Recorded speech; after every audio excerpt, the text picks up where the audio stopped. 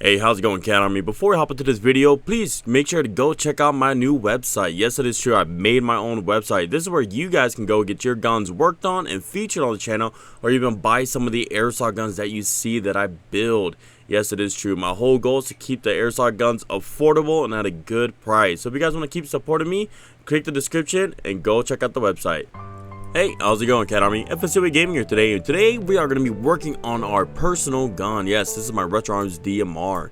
Now, as you can see, I do have a nice setup, but the max hop-up unit that I got secondhand used, for some reason, just does not work. The guy before me had issues with this one, and I do too, so we're just going to replace it. So when you start your assembly, make sure you take up your C-clip that holds the inner barrel to the hop-up unit and turn your hop-up off. If you don't do this, you will rip your bucking, and you will not be happy. Alrighty guys, so the next step up is just take your little fingies right there and pull off that bucking nice and smooth.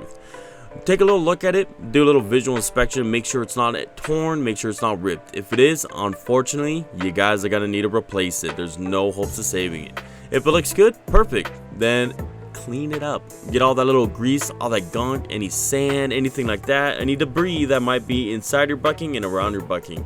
This will make it, when you slide it over your inner barrel and slide it into the hop-up chamber, a lot better, and it's going to help with your accuracy because the contact patch is going to be able to really grab that BB and spin it. Next up, just take a little bit of lube only on the outside of the bucking and just kind of lube it up a little bit. Treat it like it's your lips on a hot summer day. You don't want them to crack, so just use a little bit. Perfect. Now, your next step. Go ahead and take a little paper towel, put some alcohol on it, and then just push it right on through your inner barrel. I'm using a little jamming wad. If you don't have one of those, you can use chopsticks. You just don't want to use anything metal or sharp that might scratch the inside of your inner barrel.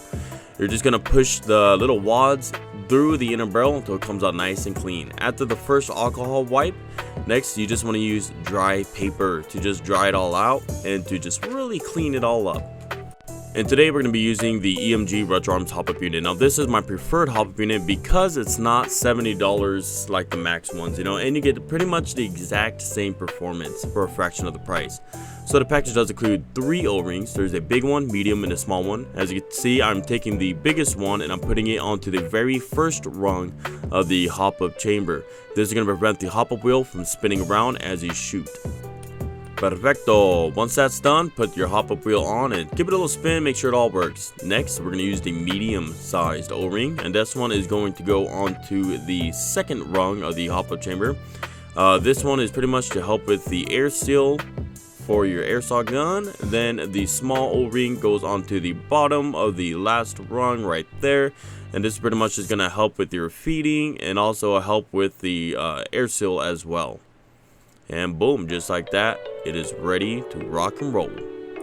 Alrighty, so the next step, take your bucking, line up the bottom line with the bottom line of the inner barrel and slide it over. You might feel a little bit of resistance, that's okay, that's just a contact patch trying to get it to the hop-up window. So just go push it around, you might need to like take it off to readjust it and kind of wiggle it up and down, and it should just kind of clip in just like that. From there, do a little check, push on the hop-up window of the inner barrel to make sure you see the contact patch fully going into the inner barrel. After it looks good, you're ready for the install. Alrighty, so just nice and gently, you know, just wiggle it in there. You want to make sure the bucking is not also moving as well as you wiggle it. The bucking should stay nice and straight. Once it's in, make sure the line on the bottom of the inner barrel lines up with the hop-up unit. But unfortunately, as you can see, I do run into a little bit of a problem, which is a good thing because I can show you guys realistically what might happen. So, as you can see, the C-clip does not want to snap on to the lower, to the inner barrel itself. As you can see, it keeps popping off on one side and the other, and there is a way to fix this. Check this out. So as you can see, there is this little tiny bar groove that's supposed to sit in the line of the inner barrel. So sometimes it might be too big, so you might need to just sand that down. But once you sand it down, just sand a little bit and keep testing your fit until it snaps on just like mine did. Once it's done, go ahead and move on to the next step. Alrighty guys, so after this step, you just want to remove the hop-up wheel only. Keep the O-rings on, but just remove the hop-up wheel so you can get the hop-up arm inside. So you got your hop-up arm and you got your nub. I'm using the Maple Leaf Omega nub for mine. And as you see, you just slide it into the slot. It only fits in one way.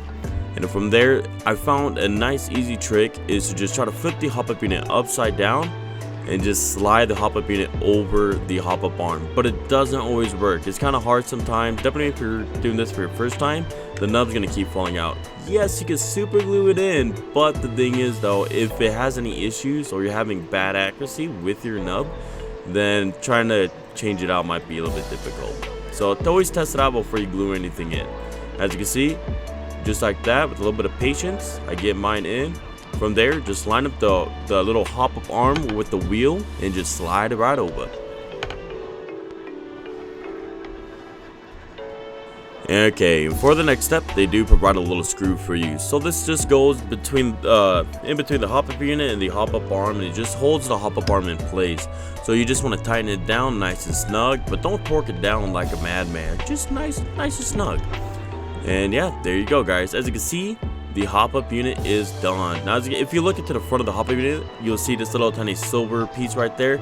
That is a barrel nut that for some reason wasn't recorded on my GoPro. You just slide that over your inner barrel and then you just thread it in nice and snug. That's it. And the last step, as you can see, it's a visual inspection time. Take a little look inside, turn the hop-up all the way down, and the hop-up bucking and the nub should be aligned up and down vertically with the hop-up unit.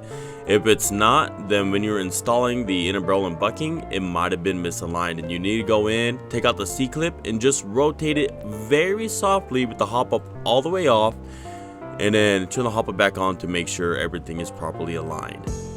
Your last step is just slide the spring on. The spring pushes against your upper receiver and pushes the hop-up unit against your gearbox for even a better seal and better feeding.